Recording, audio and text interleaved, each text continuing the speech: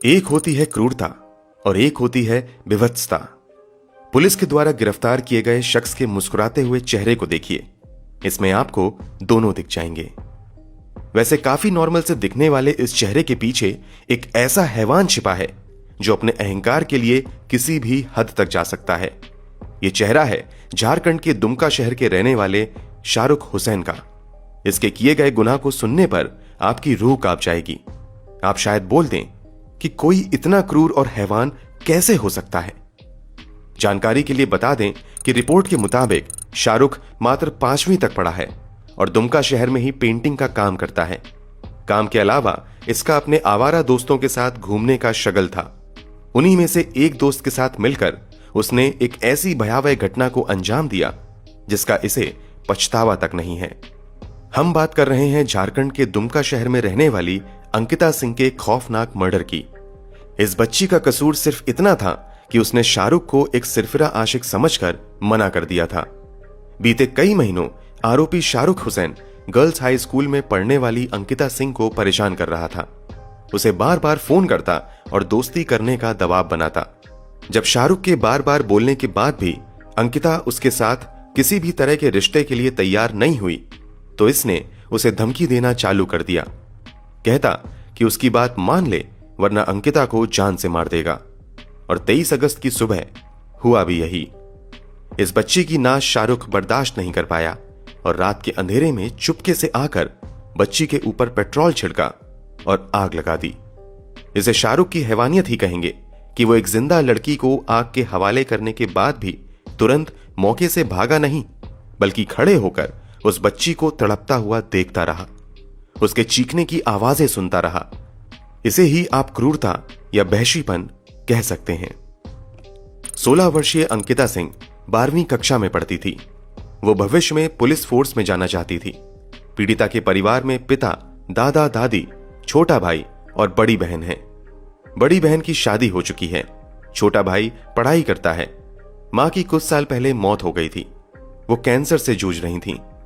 उनका इलाज मुंबई में करवाया था, जिसमें अंकिता के परिवार को काफी खर्चा हुआ था, इसलिए घर में आर्थिक तंगी थी।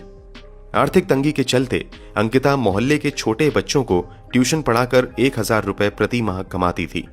वहीं उसके पिता किराने की एक दुकान में काम करते हैं, जहां उनका प्रतिदिन कमाई सिर्फ 200 रुपए के करीब है। आर्थिक तंगी के सामाजिक ताने बाने से आने वाले समाज के इस हिस्से के लोगों के पास वैसे ही काफी समस्याएं रहती हैं। इनके बीच शाहरुख इस परिवार के लिए एक नई समस्या खड़ी कर देता है। वो कई दिनों से अंकिता को परेशान करता रहता, यहां तक कि घटना के कुछ दिनों पहले ही उसने उसके घर आकर काफी बवाल भी मचाया था, जिसके बाद पीड़िता का परिवार पुलिस कंप्लेंट दर्ज कराने जा रहा था। पर फिर शाहरुख के भाई और मामा ने आकर हाथ जोड़कर उनसे माफी मांगी थी और शाहरुख को वहां से ले गए थे। इसके बाद शाहरुख कुछ दिन तक शांत रहा, लेकिन उसकी हरकतें एक बार फिर शुरू हो गई थीं। 22 अगस्त को शाहरुख ने जब अंकिता को जान से मारने की धमकी दी तो अंकिता ने अपने पिता से इस बारे में बात की। अंकिता के पिता ने सुबह पुलिस में FIR दर्ज करवाने की बात कहकर उसे सोने के लिए कह दिया, लेकिन वो सुबह आई ही नहीं। शाहरुख ने सुबह 4 बजे ही पीड़िता के कमरे की खिड़की के ग्रिल से उसके ऊपर पेट्रोल डालकर आग लगा दी। आरोपी ने कमरे में पेट्रोल फेंककर सबसे पहले पर्दे जला दिए। उसने और भी पेट्रोल कमरे के अंदर फेंक दिया ताकि अंकिता किसी भी तरह बच न सके। अपने ऊपर पेट्रोल छिड़के जाने पर जब अंकिता की आंख खुली तो शाहरुख ने फौरन माचिस की तिल्ली जलाकर उसकी ओर फेंक दी, जिससे सेकंड्स में ही अंकिता का शरीर बुरी तरह से जलने लगा। वो भागते हुए अपने कमरे से बाहर गई और सामने एक पानी की बाल्टी उसे दिखी। उसने अपने ऊपर पानी डाला और फिर चीखते हुए घरवालों को जगाया। पीड़िता ने पुलिस को दिए गए बयान में बताया कि वो अपनी खिड़की के बाहर शाहरुख और उसके दोस्त छोटू खान उर्फ नईम आग लगाते हुए साफ देख सकती थी। कहा जा रहा है कि नईम ने ही शाहरुख को उस पेट्रोल की सप्लाई की थी, जिसका उसने अंकिता को जलाने में उपयोग किया। बुरी तरह झुलस चुकी अंकिता को उसके परिवार और पड़ोसियों द्वारा बचाया गया और उसे दुमका मेडिकल कॉलेज और अस्पताल ले जाया गया, जिसने आकलन किया कि वह 95% जली हुई है। अगले दिन अस्पताल ने अंकिता को Rajendra institute of medical sciences यानी RIMS के लिए रेफर कर दिया।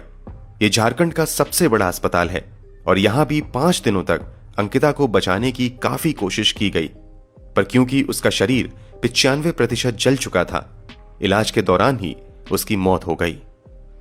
इतनी खौफनाक घटना को अंजाम देने के बाद भी आरोपी शाहरुख के चेहरे पे शिकन तक नहीं आई और वो वहीं खड़ा होकर सिर्फ तमाशा देखता रहा।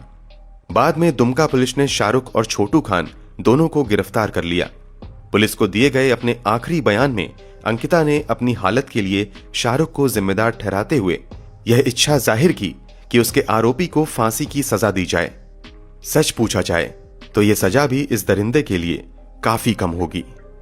अंकिता ने अपने बयान में शाहरुख के बारे में बताया कि इलाके की लड़कियों से बदतमीजी और छेड़छाड़ करना उसका रोज का काम था। फिर किसी तरह उसने अंकिता का मोबाइल नंबर निकाल लिया और उसे कॉल और मैसेज करने लगा।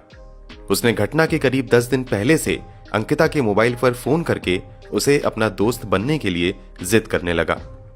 बकौल अंकिता, शाहरुख ने मुझे 22 अगस्त यानी घटना वाली रात करीब 8 बजे फोन किया और मुझसे कहा कि अगर मैंने उससे बात नहीं की तो वो मुझे मार डालेगा।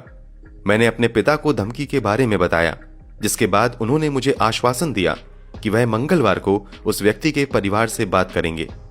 मंगलवार की सुबह मुझे अपनी पीठ पर दर्द महसूस हुआ और मुझे कुछ जलने की गंध आ रही थी। आंख खुली तो मैंने शाहरुख और उसके दोस्त को भागते हुए पाया। मैं दर्द से कराहने लगी और अपने पिता के कमरे में चली गई। मेरे पिता ने आग बुझाई और मुझे अस्पताल ले गए। मामले की गंभीरता को देखते हुए पूरे दुमका में धारा 144 लागू कर दी गई। राज्य सरकार ने इस मामले की पूरी जांच करने के लिए एक स्पेशल इन्वेस्टिगेशन टीम यानी SIT बनाई जाने का फैसला भी किया। मामले की सुनवाई को फास्ट ट्रैक कोर्ट में किए जाने की मांग भी की गई। इसी बीच झारखंड हाई कोर्ट ने भी इस अत्यंत भयावह घटना का स्वतः संज्ञान लेते हुए प्रदेश की सरकार को यह आदेश दिया कि वो लड़की के परिवारजनों को सुरक्षा मुहैया कराएं। झारखंड के मुख्यमंत्री हेमंत सोरेन ने भी घटना पे दुख जताते हुए अंकिता के परिवार को 10 लाख का मुआवजा देने का ऐलान किया। अंकिता के परिवार ने 10 लाख की इस राशि के बारे में कहा है कि काश सरकार ने ये पैसे अभी देने की बजाय अगर उनकी बेटी के इलाज के दौरान दिए होते तो शायद आज वो जिंदा होती। पर सवाल उठता है कि क्या इस हादसे को पूरी तरह से टाला जा सकता था? क्या आरोपी शाहरुख को ऐसा कदम उठाने से रोका जा सकता था? और क्या भविष्य में इतनी खौफनाक घटना को फिर से अंजाम देने से रोका जा सकता है? जवाब है हां। यह पूरा क्राइम एक स्टॉकर माइंडसेट से प्रभावित युवक द्वारा किया गया एक जघन्य अपराध है। यह ऐसी मानसिकता है जिसमें कुछ लोग लड़कियों और औरतों को दोस्ती और प्यार के बहाने अप्रोच करते हैं।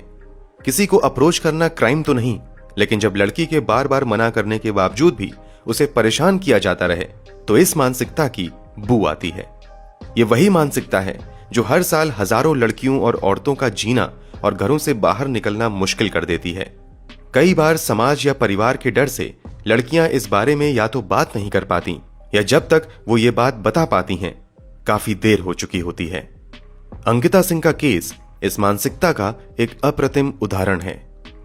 भारत काफी तरक्की कर गया है, लेकिन औरतों के प्रति अपने नजरिए को पूरी तरह सुधारने में आज तक कामयाब नहीं हो पाया है। समाज में आज भी औरतों के खिलाफ ऐसे जघन्य अपराध देखने को मिल जाते हैं जो आम इंसान का समाज और कानून पर से भरोसा उठा देते हैं।